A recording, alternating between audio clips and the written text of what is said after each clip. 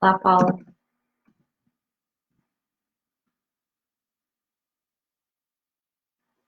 Bem-vindas. Bem-vinda, Ana Rita. Olá, Rita.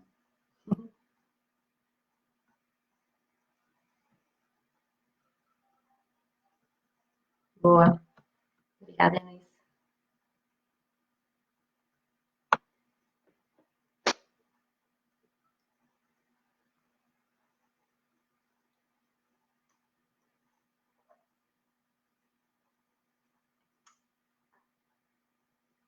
Vamos só esperar mais um pouquinho para as pessoas irem entrando. Obrigada pelos pontuais.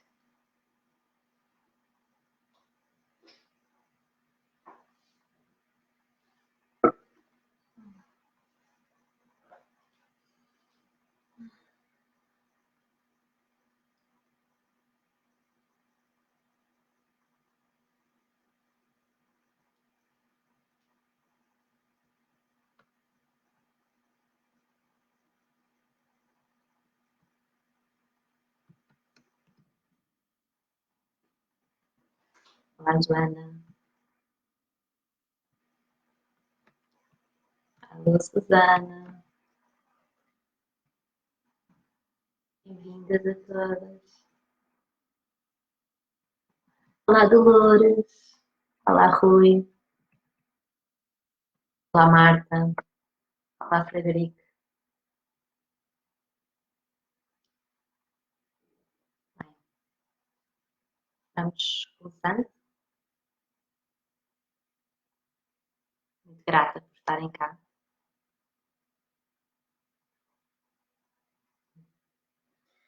Então vamos lá.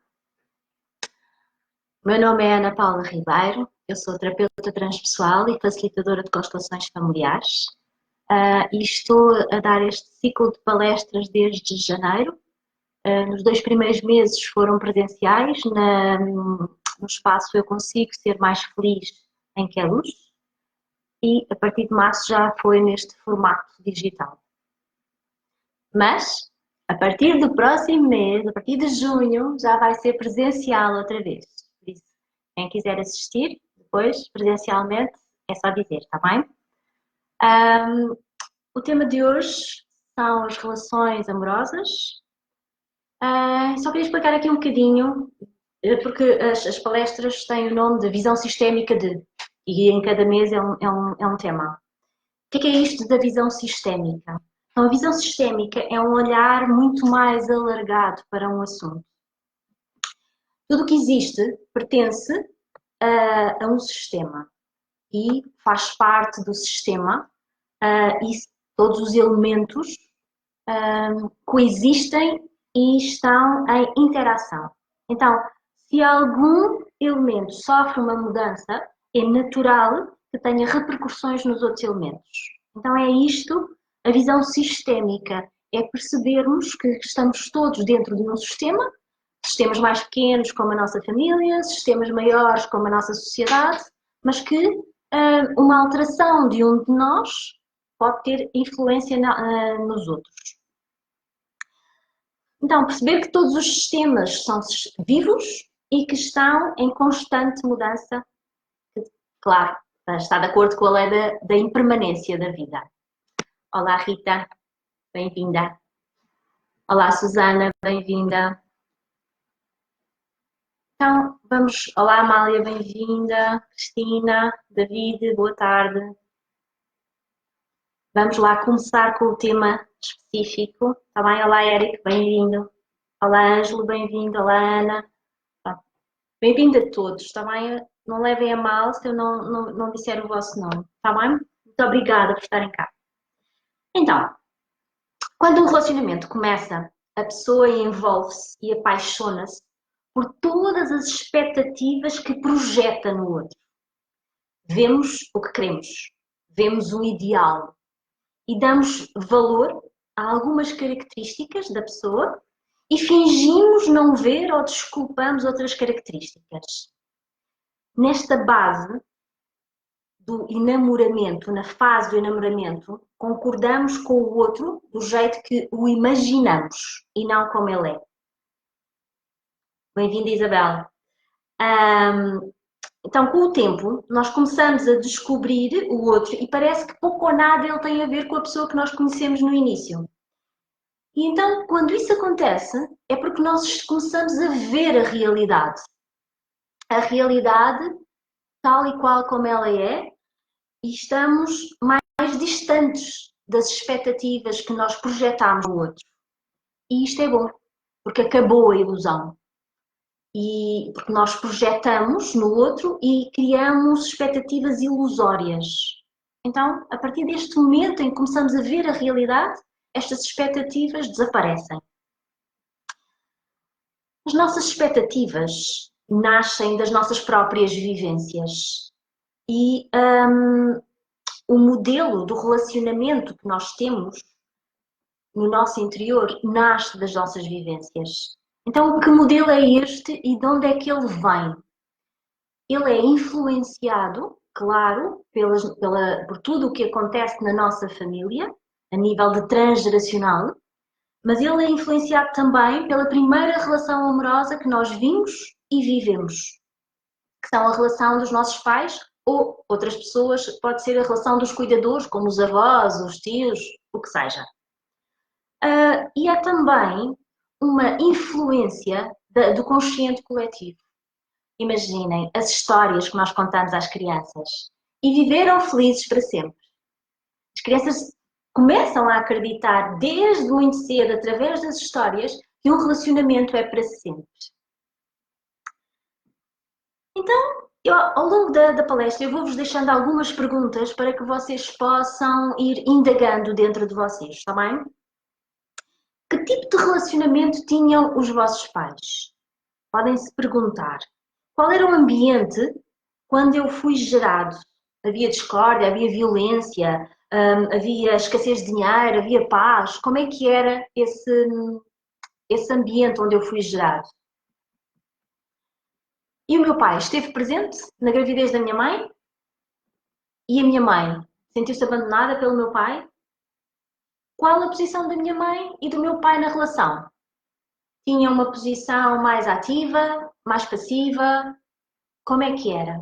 Porque tudo isto tem importância, porque eu vou percepcionar isto enquanto criança e eu vou depois plasmar isto na minha realidade.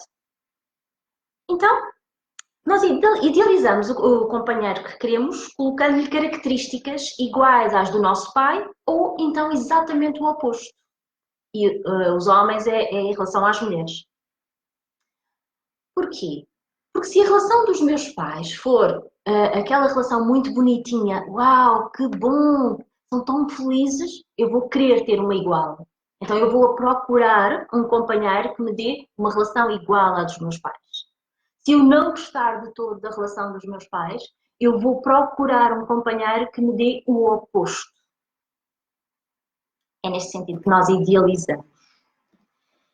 Então, perceber que nós não somos o ser idealizado e nem o outro é. E que este processo de projeções, de expectativas e de idealizações existe dos dois lados.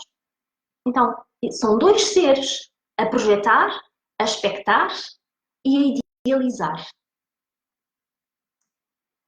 Muitas vezes no início do relacionamento, cada um apresenta ao outro atitudes, emoções, pensamentos que não estão de acordo com a pessoa que eles são. Ou seja, não corresponde àquilo que eles são. Mas porquê que eles fazem isto? Normalmente têm um objetivo consciente ou não de ser aceito, de agradar, de ser amado. Ou seja, é necessário que através da relação com o outro eu tente preencher as minhas necessidades e por isso eu mudo um bocadinho, transformo ali um bocadinho aquilo que eu sou. Mas não vou ao encontro do que eu sou. Isto mostra que nós temos de lidar com a nossa própria verdade e com as nossas próprias necessidades. Temos de ajustar as expectativas sobre nós mesmos e entregar ao outro apenas e só o que está ao nosso alcance e não aquilo que eu acho que o outro gostaria de receber ou aquilo que eu gostaria de dar. Cada vez que nós caímos neste eu gostaria, eu não estou a ser eu própria, eu não estou a ir ao encontro daquilo que eu tenho para dar. Então, é possível que vocês se perguntem o que é que eu fazia em criança para sentir que os meus pais ou os meus cuidadores estavam mais atentos a mim. Será que eu agradava? Será que é isso que eu faço depois nos relacionamentos? De que forma é que eu conquistava a atenção deles? Eu vou aprender desde muito cedo como fazê-lo e vou replicar isso vezes sem conta na minha vida. E como é que os meus pais demonstravam afeto e cuidado em relação a mim? Isto tudo é muito interessante, porque vai condicionar a minha percepção da realidade e vai também condicionar a forma como eu ajo com os outros. Temos de ajustar também as expectativas em relação aos outros, porque é preciso parar de nos iludirmos, é preciso parar de expectar numa base ilusória e expectar numa base mais real. Então, as expectativas, de uma forma geral, elas sempre vão existir. As expectativas de conseguir superar as necessidades que eu coloco em cima de mim ou que me são colocadas em cima de mim. Qual é a diferença? A diferença é a forma como eu vejo as expectativas. Se as expectativas forem mais próximas da realidade, elas podem ser cumpríveis, digamos assim. Todos nós temos uma energia base. Mais passiva, mais ativa, mais agressiva. E que é a forma como nós nos relacionamos com o outro. E normalmente, não sei se já se perceberam, mas normalmente nós atraímos exatamente a energia oposta. Vou-vos dar assim alguns exemplos. Por exemplo, um carente atrai um individualista e vice-versa. Um carente é alguém que fica muito dependente do outro para lhe dar amor, para lhe dar valorização, porque ele próprio não consegue dar isso a ele próprio. E o individualista é alguém que dá, mas só quando quer. E só quando deseja fazê-lo. Outro exemplo. Um submisso, por exemplo, ele atrai um autoritário. E vice-versa.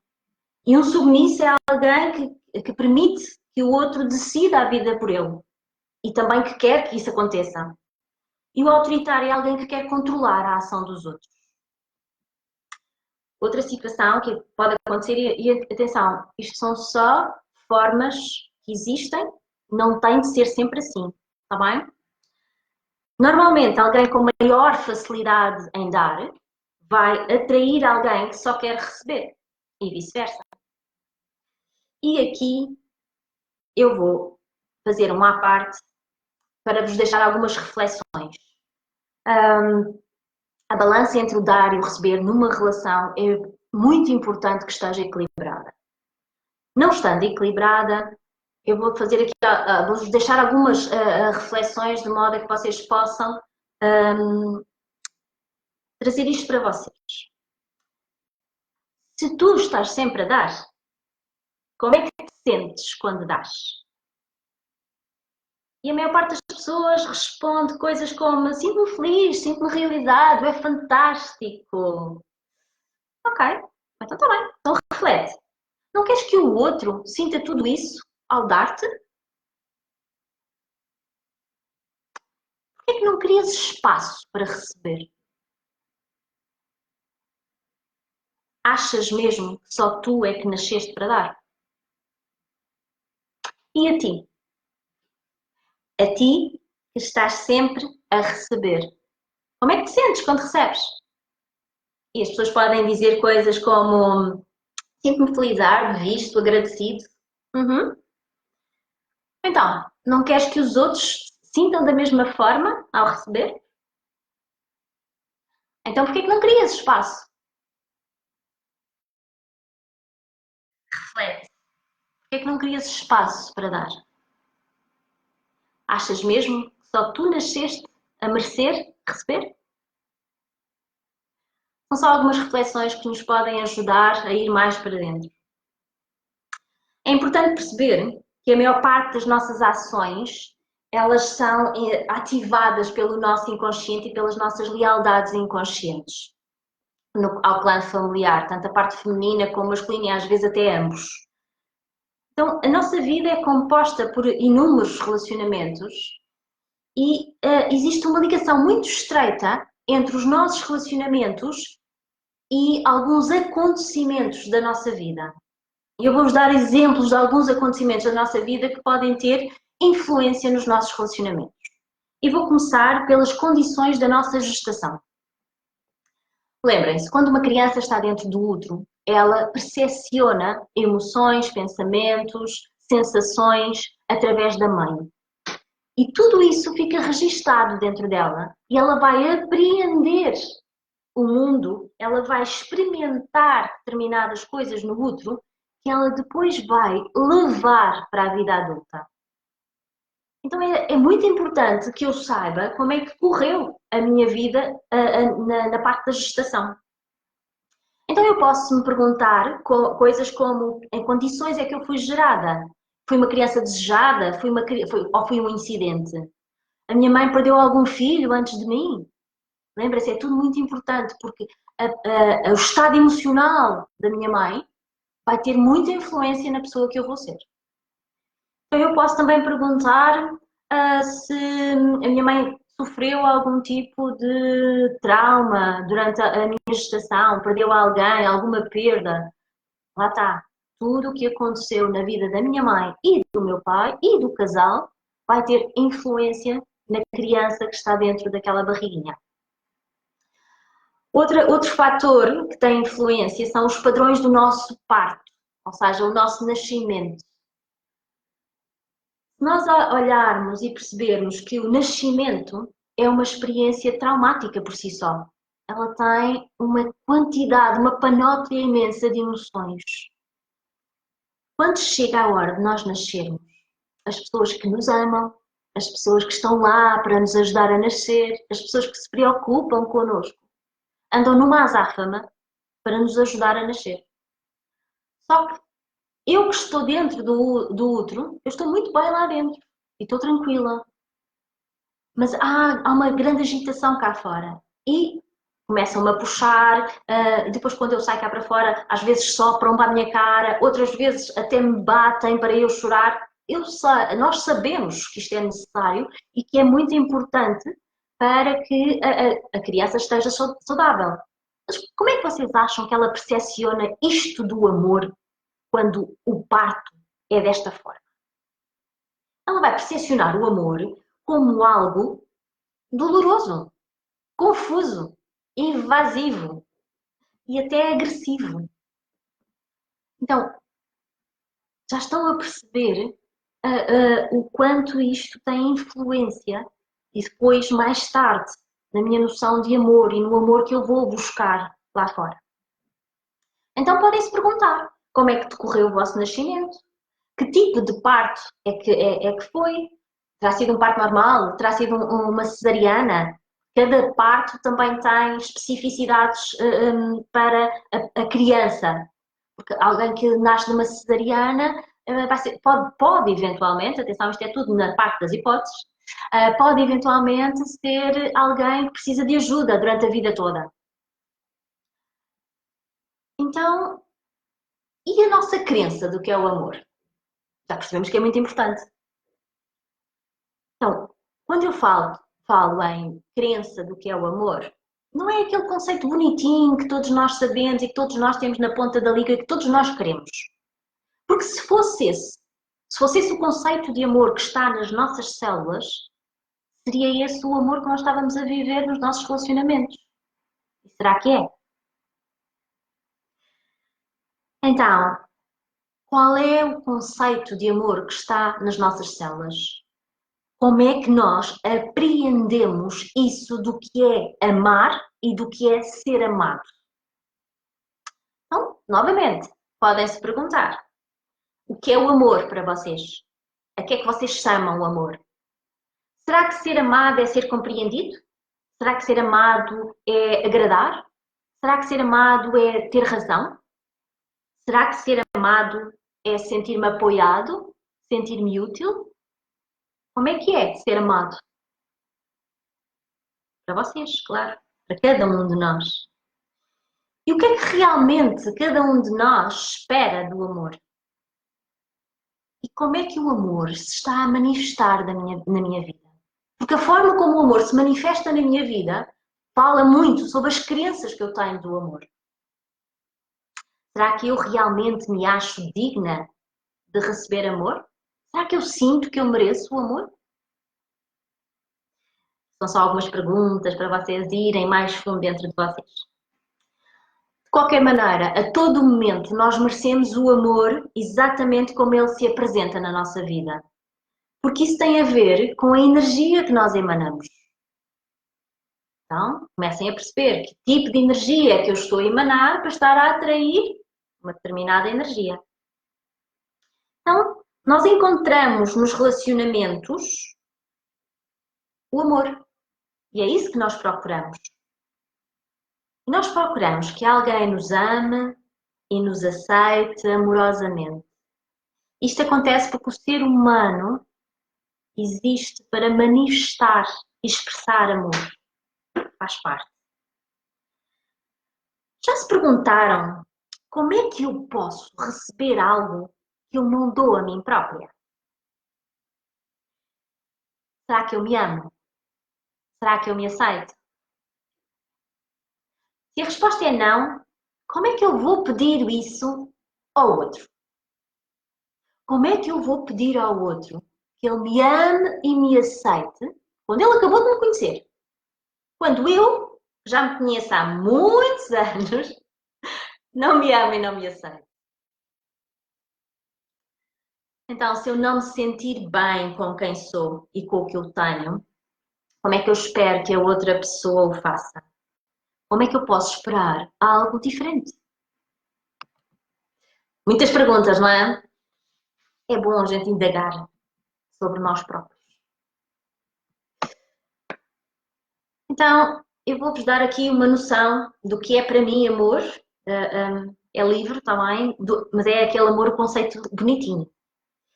Então, o amor é crescimento, é realização de potencial, é ser mais quem eu sou, é fazer melhor o que eu faço, é acreditar com mais convicção e tomar mais posse do que eu tenho. O amor é apoio e doação, não é agressão, não é exigência, é protetor, mas não é esmagador. Então, para descobrir o verdadeiro significado do amor, nós devemos estar dispostos a escutar, reconhecer e aceitar a verdade dos outros. E isto, por vezes, é difícil para nós. Quem é que nos disse que nós estamos sempre certos e que o outro está errado? Porque é isso que nós fazemos muitas vezes nos nossos relacionamentos. Nós é que sabemos como é que o relacionamento tem de prosseguir. Nós é que sabemos o que fazer. Sério? Nós sabemos, mediante as nossas vivências, mediante tudo aquilo que vivemos, e estamos condicionados por isso. O outro também. Mas porquê é que as nossas vivências têm mais validade do que as do outro? É bom que a gente comece a perguntar estas coisas. E quando nós não conseguimos escutar, reconhecer e aceitar a verdade dos outros, o amor desaparece. E começamos a funcionar à base do medo. E os relacionamentos trazem os nossos medos à tona. Os nossos medos mais profundos, eles vêm à superfície. Como o medo de falharmos, o medo de sermos abandonados, de sermos rejeitados, o medo que gritem connosco, o medo de que não correspondemos ao que esperam de nós. E mostram-nos também os relacionamentos, as nossas ilusões e as crenças que temos sobre os relacionamentos e sobre o amor. Nós nem sempre temos consciência disto, mas estas expectativas normalmente formam o conflito que experimentamos quando amamos com medo. E a maior parte de nós ama com medo. Com medo de perder, com medo de falar, com medo de arriscar. E quando vivemos uma relação baseada no medo, não existe dar, não existe receber, existe apenas obter. Eu quero que o outro esteja disponível para mim e quero obter algo dele. E eu não estou interessada numa troca saudável. Atenção a isto.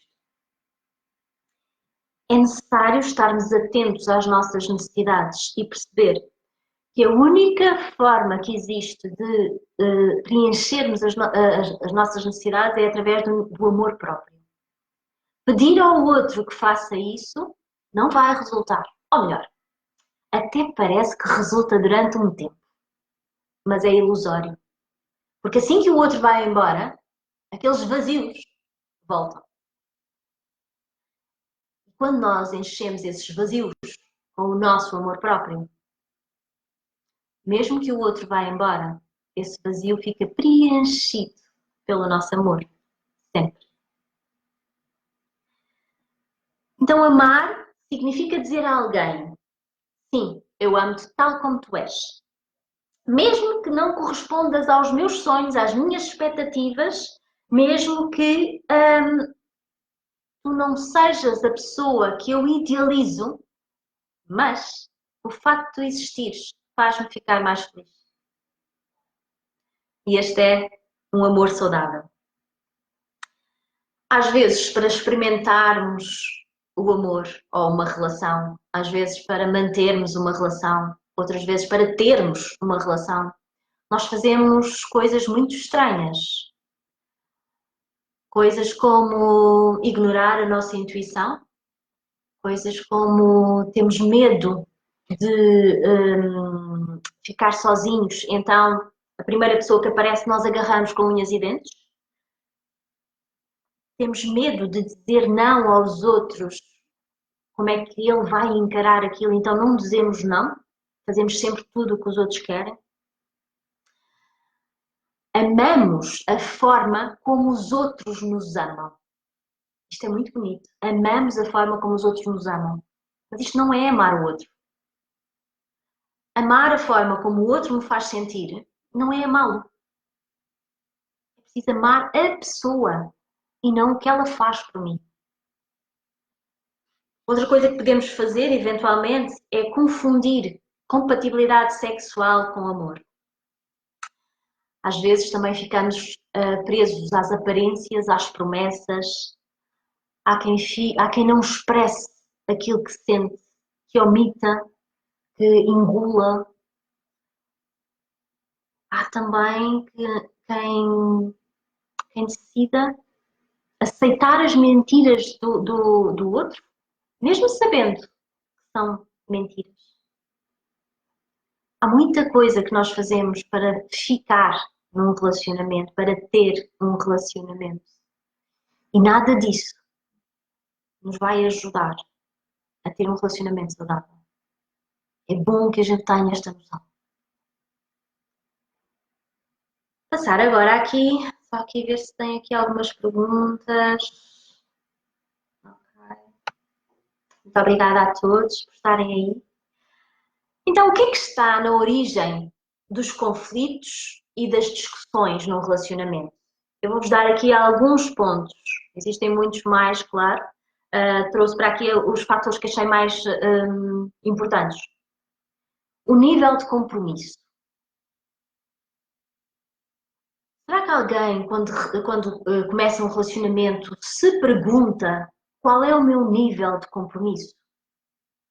Quanto é que eu consigo estar neste relacionamento? Como é que eu consigo estar neste relacionamento?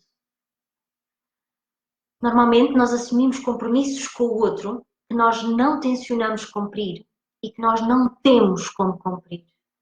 Muitas vezes isso acontece. Seja porque o outro está a pressionar, seja porque está na hora, o que for. Perceber que tudo isso depois tem uma fatura. Não é? Depois nós vamos, a consequência vai vir até nós. Outro fator é a indisponibilidade emocional. Há pessoas que querem muito ter um relacionamento, mas emocionalmente não estão disponíveis, porque ainda estão agarradas ao passado, a tudo o que viveram noutras relações ou que viveram enquanto criança, não sei. Outro fator são as nossas necessidades que não são satisfeitas. Sentimentos de invisibilidade, de abandono, de rejeição, de traição, inseguranças, medos. Há também a falta de transparência e verdade. Por medo de não sermos aceites, ou por medo de não sermos amados, ou por medo de perder o outro, nós não dizemos a nossa verdade, não somos transparentes. Depois também temos a ausência de comunicação ou comunicação deficiente. E este é um ponto muito importante na relação amorosa. Se eu não consigo comunicar de uma forma eficiente e eficaz com o meu companheiro, eu não estou a ter uma comunicação baseada na inteligência emocional. Então, se não há comunicação, como é que eu me chego até ao outro e como é que o outro chega até a mim? Okay? A comunicação é muito importante. Há também a parte da ausência de intimidade ou dificuldade na intimidade. E aqui intimidade, quando eu falo em intimidade, eu não estou a falar a nível sexual, eu estou a falar em intimidade quando nós partilhamos o que é mais profundo em nós. Nós partilhamos aquelas coisas que não partilhamos com mais ninguém. Isto é intimidade. E muitas vezes as pessoas não têm intimidade, já não conversam. E depois há também os problemas a nível sexual, a nível da sexualidade. Queria aqui falar um bocadinho da sexualidade, sabendo que não é de todo a minha especialidade, mas eu gostava muito de falar que a sexualidade é uma forma de nutrição para o casal. A sexualidade é a manifestação do amor. E quando uma pessoa está no ato sexual, a pessoa está para reprodução, para prazer, para se sentir bem, e está como uma forma de conexão com o outro. Então, se assim é, eu queria falar aqui de uma coisinha muito pequenina, que são as disfunções sexuais. É um tema que existe em muitos casais, muitas vezes que não é falado, e eu queria só salientar uma pequena coisa, que é, muitas vezes no casal, quando um tem disfunção sexual, seja o que for, encara-se como é problema dele ou é problema dela. Vou-vos deixar aqui uma sugestão. Que tal pegarem nisso e verem isso como um desafio dos dois e não um desafio só de um? É um problema nosso, que é do casal. Fica só a sugestão. E o que é que nós fazemos quando há conflitos e quando há discussões? Qual é o nosso modus operandi? E aqui nós podemos perceber que muitos dos mecanismos de defesa que saltam nestas alturas têm a ver ou com uma situação de competição, em que tem que haver um vencedor e um vencido, ou porque alguém se sente ameaçado. Então saltam estes mecanismos de defesa, e estes mecanismos são mecanismos que eu apreendi na altura, quando era pequena, e que eu se calhar vi o meu pai ou a minha mãe utilizar. Vou-vos só dar aqui 4.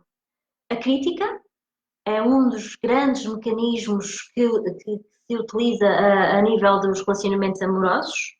O desprezo. E o desprezo é algo muito impactante. Porque o desprezo diz assim: quer lá saber o que é que tu pensas, quer lá saber o que tu sentes, o que fazes, o que és. Ou, quando eu digo isto, às vezes sem palavras, mas quando eu digo isto, o meu corpo, a minha linguagem verbal, desculpem, a minha linguagem não verbal diz isto, a minha linguagem corporal diz isto, como é que acham que o outro se sente? Outra coisa que se utiliza é a manipulação. Porque eu é que sei, eu é que tenho razão e as coisas têm que ser da minha forma. Já falámos sobre isto há pouco. E outra forma é a vitimização. As pessoas colocam-se como desresponsabilizando-se sobre a própria vida, sobre as próprias atitudes, sobre as próprias emoções e pensamentos. Então vitimizam-se. Então qual é o segredo da harmonia de um conflito, de uma relação? O segredo da harmonia de uma relação, ou seja, a riqueza dos conflitos, não está em evitar o conflito, mas sim em aprender a observá-lo e a perceber o que é que ele me traz sobre mim própria. Onde é que ele está a pôr o dedo na minha ferida? E eu preciso de aprender com este conflito. E preciso de trabalhar as minhas feridas para que este conflito não volte a aparecer ou volte de uma forma mais suave. E o que é que nós fazemos para destruir a relação amorosa? Sim, porque nós somos os nossos maiores sabotadores a nível da relação amorosa. Também vou dar só aqui alguns exemplos. Não damos espaço para a relação. Não investimos na relação. Quando foi a última vez que vocês investiram na vossa relação? Quando foi a última vez que vocês olharam e disseram: vamos dar aqui tempo e espaço para falarmos sobre o nós? Outras coisas que fazemos é permitirmos o desrespeito, permitimos acusações, jogos psicológicos, agressividade, mentimos, omitimos o que sentimos, o que pensamos e ignoramos completamente o que o outro sente. Muitas vezes permitimos também que os bens materiais nos agarrem a uma relação. Damos e recebemos indiferença. Isto também acontece. E aí nós sentimos o peso da solidão. Mesmo acompanhados, é uma grande solidão sentir esta indiferença. Outra coisa que fazemos é não termos coragem de deixar ir aquilo que nós já sabemos que não é para nós. Mas não há coragem. E por muitos motivos. Não é de todo uma coisa que nós façamos porque queremos. É algo que nós fazemos porque não conseguimos. E como é que nós sabemos que um relacionamento é bom para nós? Como é que eu sei que aquela pessoa que apareceu agora é a ideal para mim? Vamos partir do princípio que todas as pessoas, todos os relacionamentos que eu tenho são os ideais para mim. Porque sou eu, é a minha energia que está a atrair aquele relacionamento. Por isso, eu preciso daquele relacionamento. Se eu o estou a atrair, eu preciso aprender alguma coisa ali. Mas, de uma forma geral, eu sei que o relacionamento é bom para mim quando ele combina com as minhas especificações. Quando ele me faz crescer. Quando ele me faz conhecer-me a mim própria. E quando ele é bom também para o outro. É simples, não é? Pelo menos parece. Então, o outro é apenas e só um espelho de mim. Aquilo que me irrita nele é meu. Aquilo que eu gosto nele é meu. Aquilo que ele me transmite e que não tem impacto em mim é dele. E isto já é uma boa forma de eu perceber quando é que eu estou a projetar e quando é que eu simplesmente estou a perceber que que aquilo é o outro. Ajuda. Aceitar que eu co-crio a minha realidade. A vida que eu tenho é criada por mim. Consciente ou inconscientemente, mas é criada por mim. E é criada com a ajuda das pessoas que vêm até à minha vida. Seja a nível de relacionamento amoroso, amizades, a família. Ela é criada por mim. Então, é necessário perceber que estas pessoas que vêm até mim no nível da relação amorosa, elas vêm só, apenas e só, com o intuito de me ajudar a perceber o que é que eu vim cá fazer. O que é que eu tenho ainda para trabalhar. Olha, Ana Paula, não estavas a ver isto? Vê ali aqui. Vê aquilo ali. Então, elas ajudam nesse sentido. E, mais tarde ou mais cedo, é preciso perceber que a única pessoa com quem nós temos mesmo que lidar no relacionamento amoroso somos nós. Nós e as nossas coisas, nós e a nossa bagagem. Se o outro fizer o mesmo, não tem problema. Nós vamos conseguir crescer, vamos conseguir andar, acompanhar um ao outro, mas ao mesmo nível. Não um acima e outro abaixo, ao mesmo nível. Então, os princípios básicos dos relacionamentos amorosos são a dedicação, a paciência, a persistência, o respeito, a verdade, a honra, a fé, a partilha. E todas as relações têm na sua base a negociação. E muitas vezes nós esquecemos disto. A negociação é a base de uma relação. O que é que isto significa? Negociação significa encontrar soluções que são boas para os dois, em que os dois sentem que saem a ganhar, mas que ambos precisam de abdicar de algo. Não é possível fazer tudo da forma como eu quero, nem tudo da forma como o outro quer. É preciso encontrar um caminho comum. É para isto que serve a negociação. Então, os relacionamentos amorosos são uma das formas pelas quais nós podemos nos conhecer melhor. É a forma que nós podemos usar para encontrar a verdade de nós mesmos. Relacionamentos amorosos dão-nos uma estrutura de apoio. E é muito importante esta estrutura de apoio em que se compartilha a felicidade um com o outro. Mas atenção, é um apoio mútuo, não é usar o relacionamento amoroso como uma muleta. Ele dá-nos a oportunidade de aprender a conviver e a respeitar algo que nos parece estranho. E o que é isso, algo que nos parece estranho? São os valores e os princípios do outro. Porque ele vem de uma família diferente da minha, com princípios e valores diferentes, com maneiras de estar diferentes. Então eu num relacionamento aprendo a lidar com o diferente, com a diferença e a integrar, e isso vai-me proporcionar crescimento. Proporciona-nos também entrar em contacto com o prazer, mas também com a nossa dor, mas também com as nossas feridas. E se aceitarmos e acolher estas duas coisas, ou seja, o prazer, o amor, mas as feridas e a dor, os dois lados da mesma moeda, se nós aceitarmos os dois, nós vamos caminhar no amadurecimento da relação do casal. Então, o relacionamento amoroso permite-nos crescer e seguir adiante através do fluxo da vida. Vou-vos dar agora a indicação dos passos para estar de forma saudável num relacionamento. Primeiro passo, autoconhecimento, a esfera do eu, encontro comigo mesma. Segundo passo, encontro com o outro, a esfera do tu, aceitá-lo como ele é, sem querer mudá-lo e aceitar a família dele.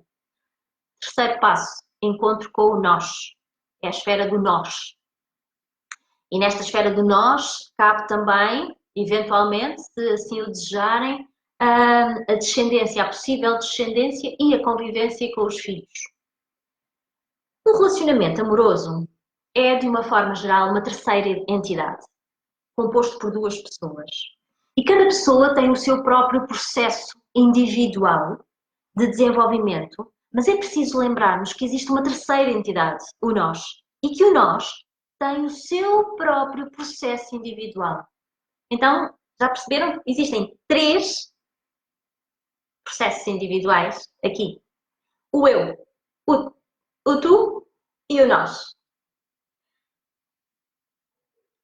E há processos que dizem respeito ao nós, que precisam de ser divididos, separados. Ou seja, se há um processo que diz respeito ao nós, é preciso o eu trabalhar a sua parte, é preciso o tu trabalhar a parte dele, e depois é preciso os dois, o eu mais tu, trabalhar o nós.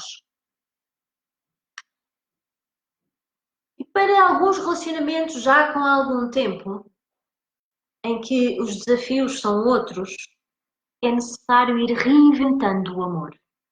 É necessário adaptar-nos às novas realidades desta relação. E realidades como a mudança do corpo físico. É uma das coisas que pode gerar algum conflito ou dentro de um casal, é a não aceitação das mudanças físicas. A realidade quando os filhos saem de casa. Quantos casais vivem para os filhos e quando os filhos saem de casa descobrem que não têm intimidade, que não têm relação de casal. A realidade de estar desempregados ou de se tornarem pensionistas ou a realidade daquilo que já não conseguem fazer. Tudo isto são desafios para relações que têm algum tempo e que precisam de reinventar-se e adaptar-se. Agora vou-vos deixar aqui algumas dicas. Numa relação, por favor, não acumulem roupa suja.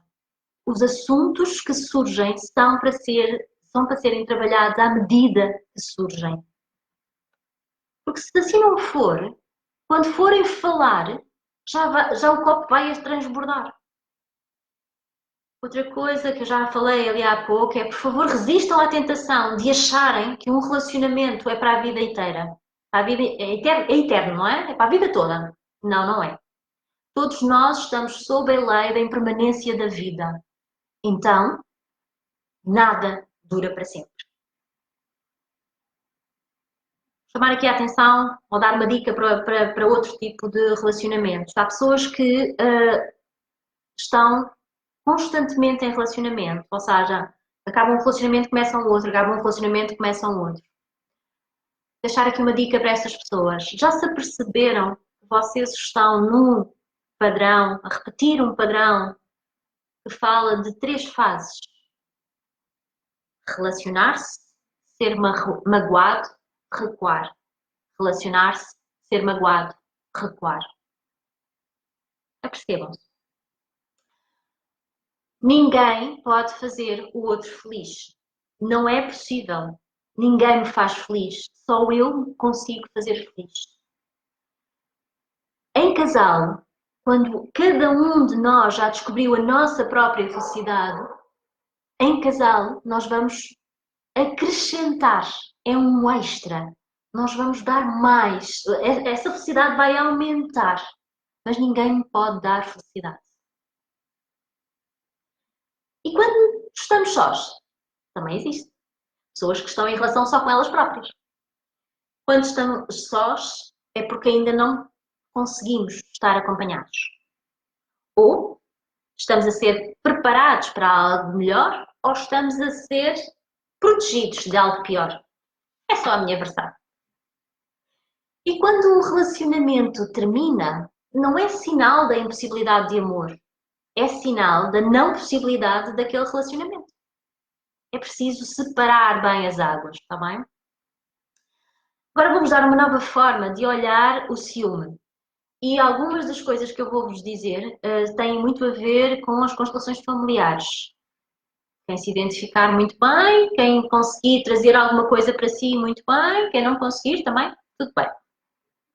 Então o ciúme, uma pessoa ciumenta, ela não quer ficar com o outro. Estranho, não é? Toda a gente acha que a pessoa que é ciumenta é porque gosta muito, é porque ama muito. É uma grande crença que nós temos. Mas a pessoa ciumenta, ela não confia no outro. Ela é insegura. E como não quer olhar para esses assuntos dentro dela, ela vai projetar no outro. Então, os ciúmes vai fazer com que o outro é que é culpado, não sou eu. Então, se alguma coisa acontecer à relação, se a relação acabar, as culpas são todas do outro, nunca são minhas. Tomem atenção à forma como lidam com o ciúme e como veem o ciúme na vossa vida. A fidelidade.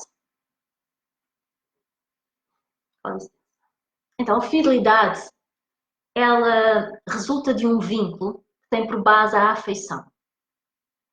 E a fidelidade, ela concorda com os limites pré-estabelecidos e age dentro deles. E é confiável dentro desses limites. Mas e quando nós nos desenvolvemos para além desses limites? E quando estes limites nos dão segurança por um lado, mas nos prendem por outro? A fidelidade deve desenvolver-se em direção a algo maior. Imaginem, uma criança, ela é fiel aos pais, mas à medida que ela vai crescendo, ela vai pondo essa fidelidade em questão. Ela vai duvidando. Porquê? Porque ela está a abrir, ela está a crescer, ela está a expandir. Então, a fidelidade dela já não é aquele mundo, já é um mundo diferente. Isto é só uma nova forma de ver a fidelidade. E quando nós saímos da nossa família de origem, nós somos fiéis à família que construímos, que é a conjugação de duas pessoas com novos valores, novos princípios. É bom que a gente perceba que a fidelidade humana é ilusória.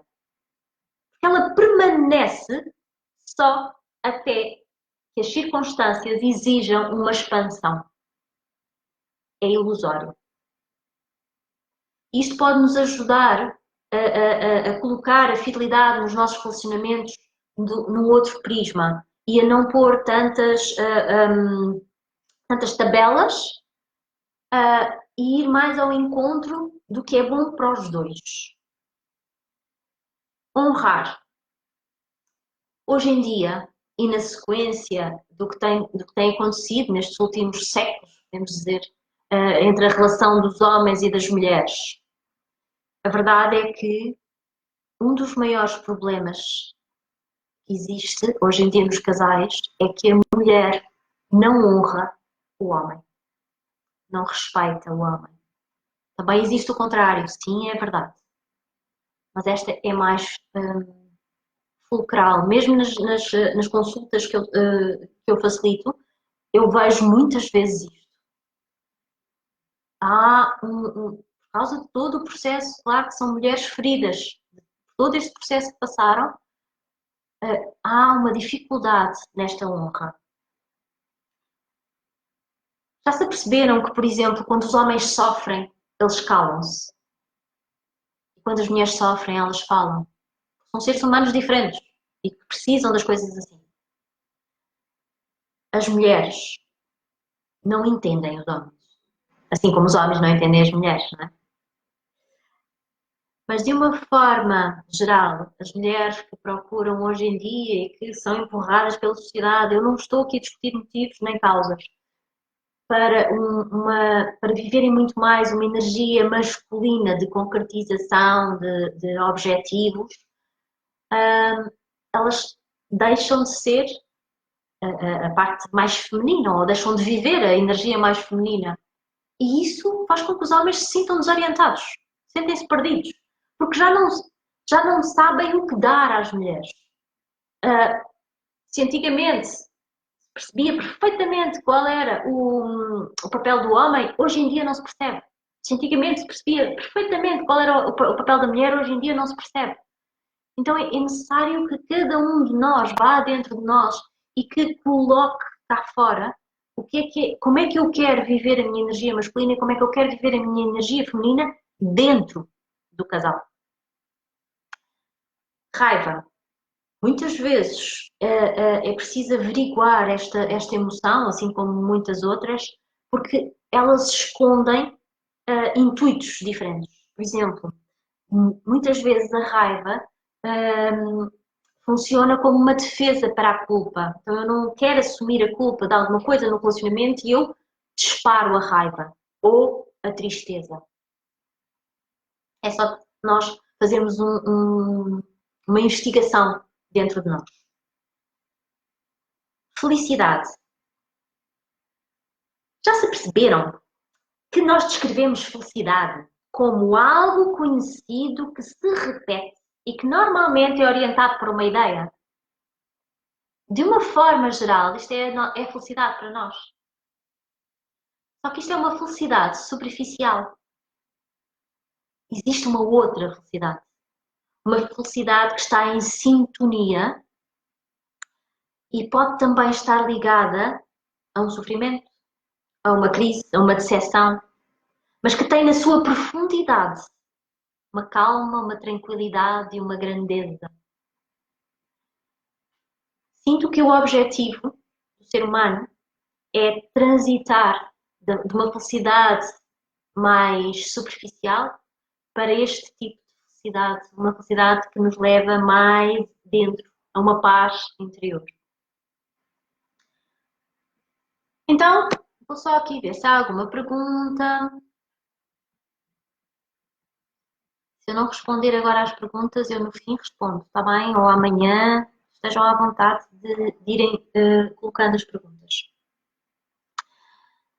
Vou então aqui dar-vos algumas indicações sobre como é que os relacionamentos de casal obtêm sucesso, mais uma vez, à luz de uma visão sistémica, fenomenológica, de uma visão das constelações familiares. É preciso haver um reconhecimento de que um precisa do outro. Quando duas pessoas vão para um relacionamento e são duas pessoas adultas, que nem sempre somos, adultas e de posse da sua vida, responsáveis pela sua vida, elas devem precisar de alguma coisa para se juntar, não é? Ou seja, muitas vezes as pessoas dizem, não, eu não preciso de nada. Não, o que interessa é as necessidades do outro, não interessa as minhas. Então metem-se no relacionamento dentro desta dinâmica. É preciso haver humildade. E é preciso perceber que num relacionamento nós precisamos um do outro. Não precisamos para as nossas necessidades básicas de criança, porque essas somos nós que temos que suprir, mas precisamos para as nossas necessidades enquanto casal, enquanto mulher, enquanto homem. O equilíbrio entre o dar e o receber. É muito importante haver este equilíbrio. É muito importante que haja uma compensação contínua com algum acréscimo. Vou explicar isto. Quando um dá ao outro o amor, com muito amor a algo que tem para dar ao outro, o outro pega e devolve esse tanto e mais um pouco. Isto é muito bonito. Então, existe o equilíbrio, porque é uma contínua compensação entre o dar e o receber. E o olhar para o outro e o estar atento ao outro. Esta contínua compensação também é necessária quando as coisas não correm tão bem. Ou seja, nas coisas ditas más, também é necessário haver uma compensação. Então, se um magoa ao outro, segundo a visão das constelações familiares, o outro pode se posicionar numa situação de magoar, mas um pouco menos. Porque é um magoar com amor. Para quê? Para que haja novamente o equilíbrio. Porque quando alguém magoa alguém e depois se arrepende, normalmente isto faz isto. Porquê? Porque aquele que magoou sente-se inferior. E aquele que foi magoado fica por cima. E isto num relacionamento não resulta. Então, se um magoar o outro e o outro magoar um bocadinho, Podem voltar para aqui. É preciso dar ao outro na proporção do que ele necessita ou gosta e com equanimidade. Muitas vezes as pessoas dão ao outro aquilo que querem, aquilo que gostam. Ai, olha, comprei-te essa camisa porque eu acho que que fica muito bem. Ou seja, eu não comprei a camisa porque sei que ele gosta, eu comprei a camisa porque eu é que sei que lhe fica bem. Isto às vezes, isto é um pequeno exemplo, mas é preciso olhar e ver as necessidades do outro. Que necessidade é que ele tem? Como é que eu posso ir ao encontro da necessidade dele? Imaginem que ele gosta de relógios de ouro. Pronto, eu vou e compro um relógio de ouro. Mas eu não acho piada nenhuma, eu nem gosto de relógios de ouro. Então, eu vou e compro para ele. Porque ele gosta, porque ele quer. E em compensação, se eu gostar de ir velejar, ele pode me oferecer isso. Então, é preciso ir ao encontro do que o outro, do gosto do outro, do que ele precisa, do que ele quer e não daquilo que eu quero para ele. É preciso que a mulher e o homem reconheçam que são diferentes, mas equivalentes. E isto é muito importante. Porque é preciso manter a diversidade e o cultivo das diferenças, mesmo que seja desafiante. Então, muitas vezes, um homem ou uma mulher quer que o outro seja mais parecido com ele, não é? Ou seja, tu devias ser mais como eu sou mais racional, tu devias ser mais como eu. Isso, será que nunca ninguém se apercebeu que isso destrói a pessoa que eles são? É importante que cada um seja aquilo que é. É importante que cada um faça aquilo que gosta, mesmo que desagrade o outro. Porque somente quando a pessoa pode ser quem é, do jeito que é, e pode desenvolver o seu potencial, e pode desenvolver o seu dom especial, e pode oferecer isso ao outro. Bert Hellinger tem uma frase que diz: o amor pode dar certo, quando diferente pode ser diferente, e mesmo assim se funde numa unidade. É muito importante isto. E nós passamos a vida a tentar mudar o outro. E quando fazemos isso, nós estamos a sabotar a nossa relação. Mais cedo ou mais tarde aquilo não vai resultar.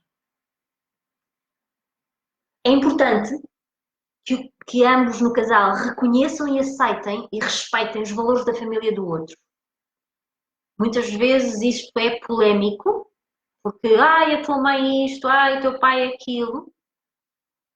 Lembrem-se, dentro do outro existe o pai e a mãe dele. E cada vez que eu digo mal do pai e da mãe dele, é como se estivesse a ter mal dele.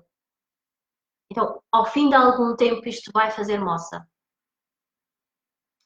É importante também que cada um de nós reconheça, aceite e respeite os valores da nossa própria família.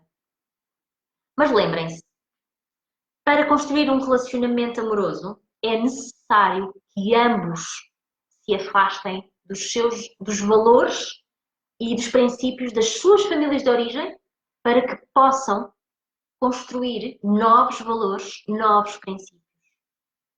Porque se estiverem pautados só por um ou pelo outro, ou pela família de um ou pela família do outro, eles não estão a andar para a frente, estão a ir para trás.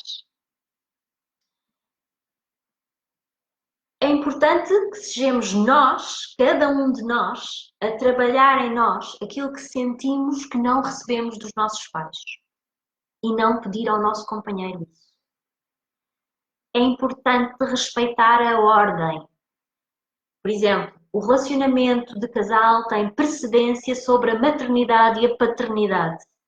E a maternidade e a paternidade são apenas uma continuação do relacionamento de casal. É necessário respeitar as pessoas que têm precedência, como antigos companheiros e filhos de antigos relacionamentos. Eles têm precedência e vieram primeiro que nós. É importante dar-lhes esse lugar. É importante reconhecer que não existem relacionamentos a dois. Sempre que nós estamos numa relação com um sistema. É o nosso sistema com o sistema do outro. Porque não não estamos separados daquilo que foi a nossa família, daquilo que é a nossa família. Nós temos a nossa família dentro de nós, corre no nosso sangue. Então nós estamos em relação, um sistema com o outro. Isto pode nos dar assim uma visão bem alargada de que, ok, se calhar aquela atitude dele, aquela atitude dela tem a ver com situações da família e eu posso lhe dizer, olha, já viste que essa situação tem a ver aí com a situação da família? Não é connosco. E quando existem as separações e os divórcios, normalmente a forma como nós... Deixa-me só ver aqui... Normalmente, a forma como nós vivemos uma separação, a maior parte de nós, é uma atitude de fuga perante aquilo que a vida nos dá. A vida coloca-nos um relacionamento para que nós consigamos ir dentro de nós, ver aquela ferida e poder ir lá cuidar dela. E se nós acabamos o relacionamento e não fazemos isso, nós estamos a fugir. O que é que vocês acham que vai acontecer quando nós fugimos do relacionamento neste sentido? O que vai acontecer é que o próximo relacionamento vai ser uma repetição. Nós vamos reencontrar este assunto no próximo relacionamento. E quando o relacionamento acaba, qual é a melhor forma de atravessar esta etapa? Como é que nós curamos uma relação que vai terminar para depois estarmos libertos e abertos para uma nova relação? Qual é a melhor forma de olhar para tantos anos investidos num relacionamento que chega ao fim? É preciso mergulhar dentro de nós, deixar os sentimentos superficiais e ir aos sentimentos mais profundos e perceber o que é que lá está. Como é que é chegar o momento em que se olha, quando é que chega o momento em que se olha para o outro e se agradece, se tem uma grande gratidão por tudo o que vivemos com essa pessoa. Principalmente as coisas que correram menos bem. Porque as coisas que correram menos bem foram as oportunidades que nós tínhamos de crescer. Alguns apanharam essas oportunidades, outros não. Então, como é que nós contactamos com o amor que vivemos, com o amor que demos e o amor que recebemos? E concordamos com isso, porque foi certo como foi. Como é que assumimos a nossa parte de responsabilidade pelo que não correu menos bem na relação? E como é que deixamos ao outro a parte dele de responsabilidade? Lembrem-se, cada um de nós é 100% responsável pelo sucesso ou fracasso do seu relacionamento. O relacionamento é feito de duas pessoas e nenhuma delas se pode imiscuir da relação. A responsabilidade é dos dois. É importante que numa separação não se caia num contexto de culpa. Porque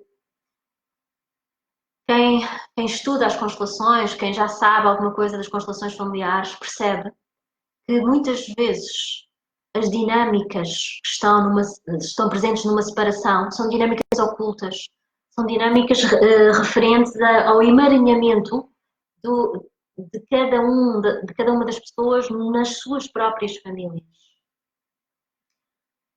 E quando uma relação se dissolve, é muito importante que cada um ceda à dor. Porque cada um ceder à dor da perda faz com que não vá para a raiva, não vá para a tristeza, não vá buscar outros sentimentos, não seja a dor. A dor da perda. E eu não vou aqui aprofundar muitas separações com filhos, porque isso já está na palestra anterior que eu falei, mas gostava só de fazer aqui um à partezinho.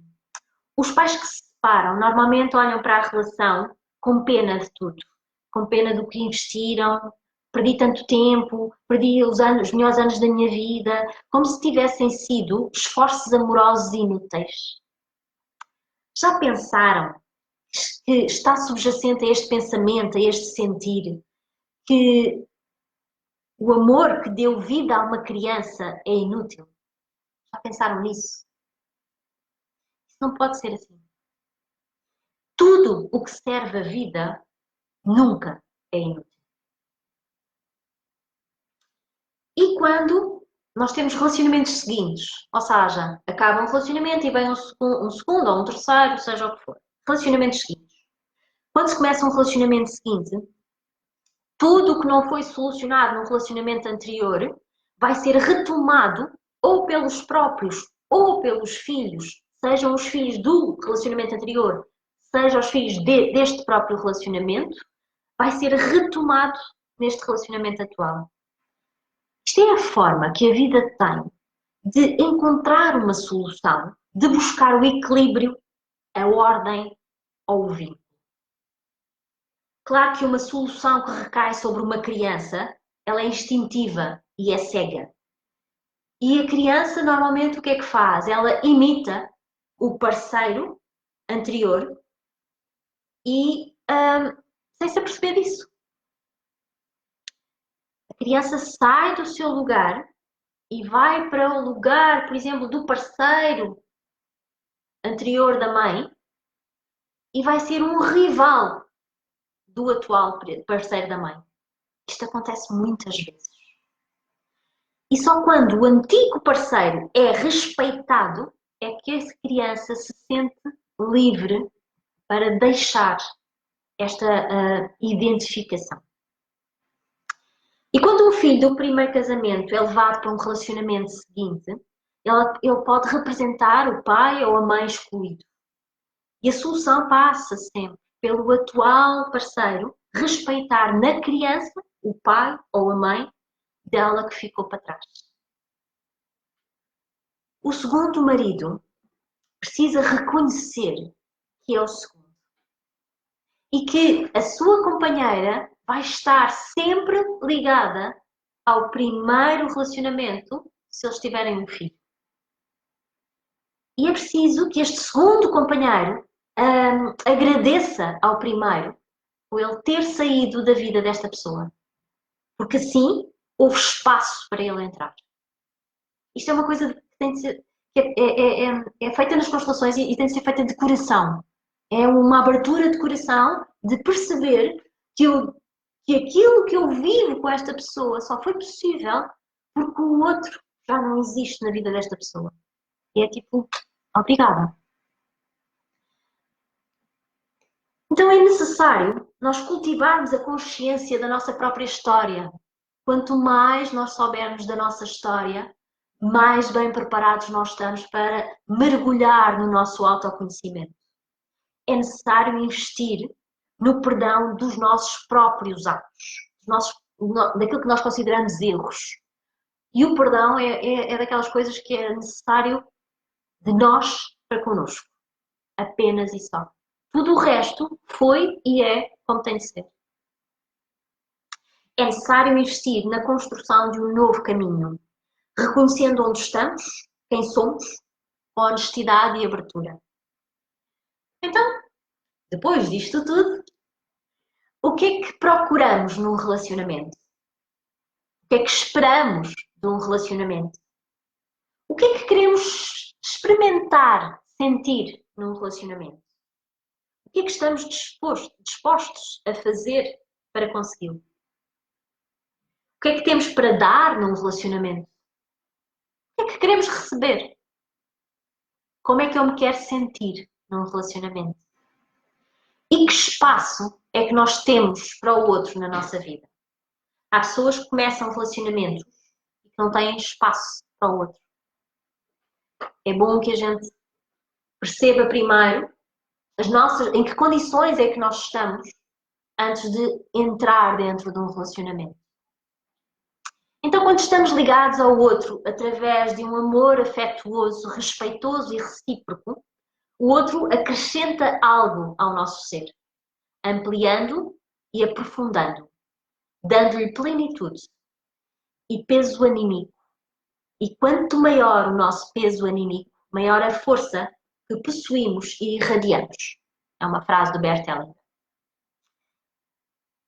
Relacionamentos amorosos são uma eterna descoberta, são um grande mistério que vale a pena mergulhar com consciência.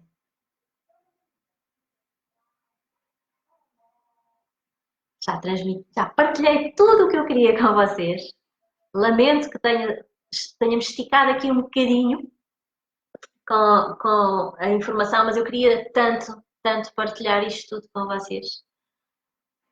E agora vou só relembrar que a próxima palestra vai ser presencial, vai ter como tema a visão sistémica das relações profissionais, é dia 19/6 e vai ser na associação Eu Consigo Ser Mais Feliz.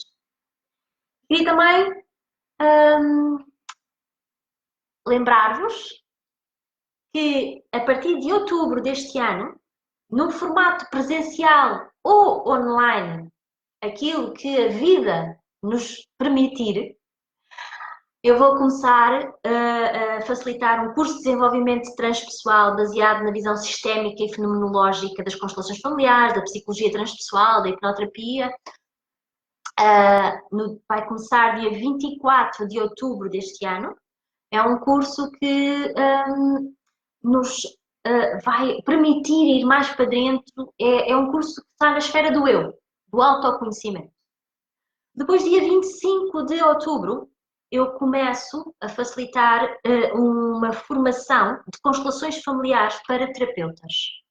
E aqui, apesar de ser um curso na esfera do eu, é também um curso de uma ferramenta, o conhecer de uma ferramenta que se pode utilizar aliada a muitas outras que cada um dos terapeutas já tem. Então, espero-vos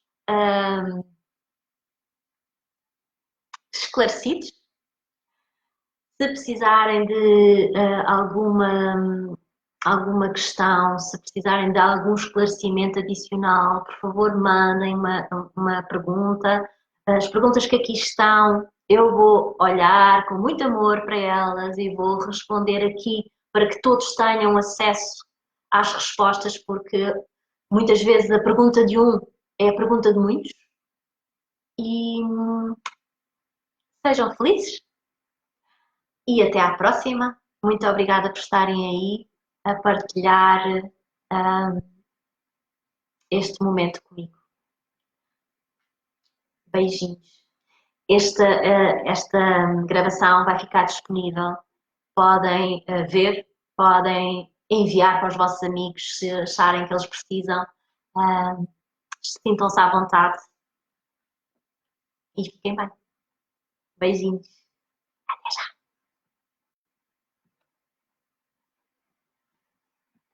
já.